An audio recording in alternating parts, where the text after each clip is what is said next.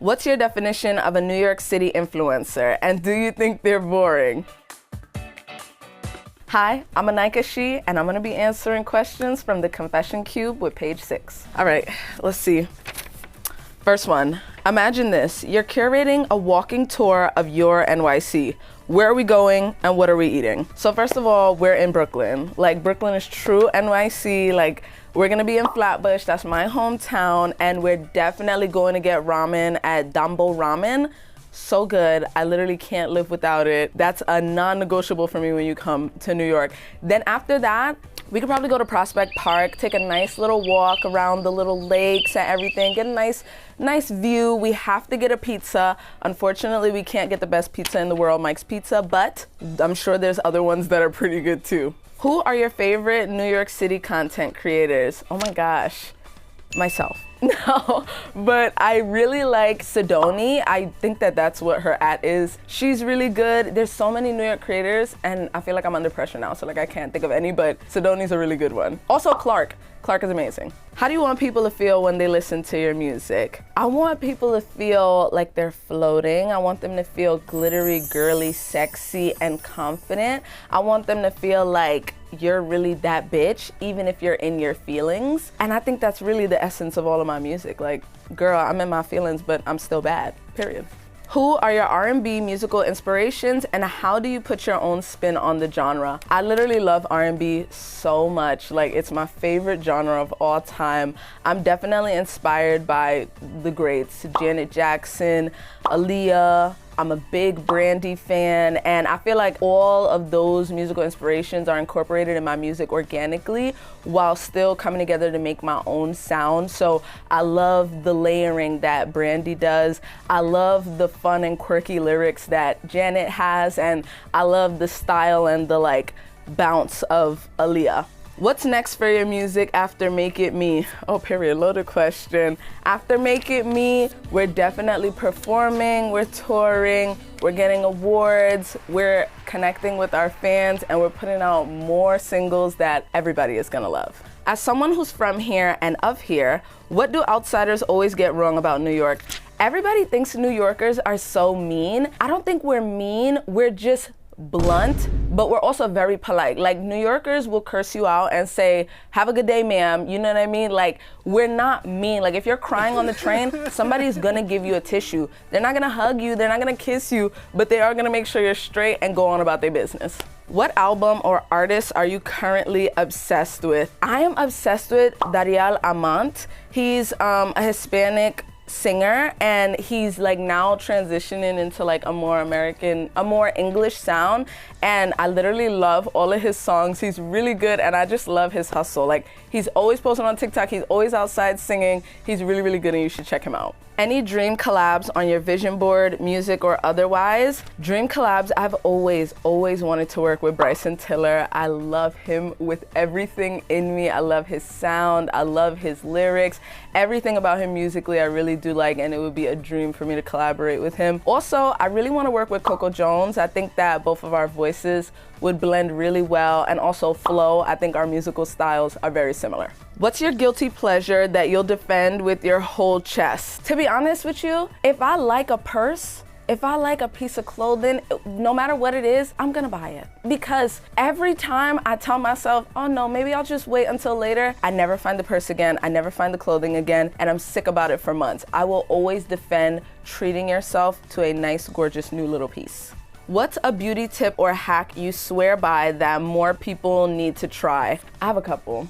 One, I would say stop putting so much makeup and concealer over your top lip, because then your lip starts to sweat, it starts to separate. The less you put, the better. It won't look so bad. And also, it's not a tip or a hack, but your makeup will never look good if your face is not thoroughly moisturized beforehand.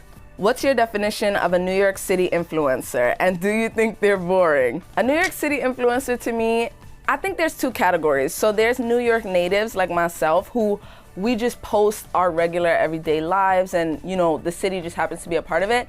And then there are transplants who move here and they make New York City their content. I wouldn't say they're boring. I would just say that, you know, they're in a certain mold. They're trying to fit a Carrie Bradshaw, Pilates, matcha lifestyle. And that's fun too. I think everybody should get a chance to live their New York City dreams, but I don't know if I would consider them New York City influencers. How does Make It Me differ from your past singles and your EP She? You know, whenever people ask me what's my favorite song, it's always the last one, but it sounds crazy, but I am so obsessed with this new song, and I'm somebody who gets very tired of my music because I listen to it a lot, like going through it, fine combing all the details. But I have been listening to Make It Me obsessively, and I'm still not tired of it. I think that it is similar to my songs on the EP, but it feels more confident. I think with every song and every project that I release, I'm honing in my own sound and I'm more confident in my musical capabilities. What advice would you give to someone who wants to get into content creation? The number one thing I will say is you have to love making stupid little videos. That's literally it. If you want to do it for the brand trips or deals or the money, which all of those things are very great bonuses, you most likely won't see any of that success for years into your content creation journey. So you have to genuinely love picking up your phone, chatting a little bit, maybe editing, and that's the number one thing I would say. If you don't love it, don't do it because it might not be worth it. How does being a New Yorker shape your creativity, whether in music or content? Well, I think that New York City in itself, or at least where I'm from, Brooklyn, Flatbush, is such a melting pot of so many different cultures, specifically Caribbean cultures and Hispanic cultures. I think a lot of those ideals are present in the way that I navigate my career, the way I navigate music and things like that. Different sounds that I approach and different feelings that I want to embody are definitely taken from where I'm from. So I love me a good little trap beat. I love me some drill music. I love Cash Cobain. I love all of those things, and I feel like a lot of that is representative in my music to a degree.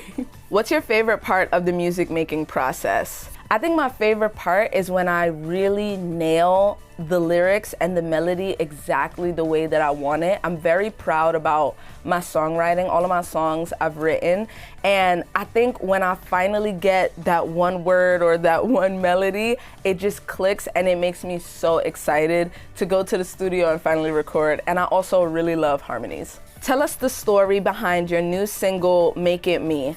After my EP, I wanted to give it a little time to breathe, but I know that I love creating and I love working and continuing to like better my craft. So I really wanted to make something that felt sexy, but wasn't trying too hard. I'm not a big fan of like overtly sexy songs. So I wanted to make something that felt sexy, but also had like a little bounce to it so that you could like roll your hips. I love like sexy music like that, like, you know, like they play in a strip club and stuff.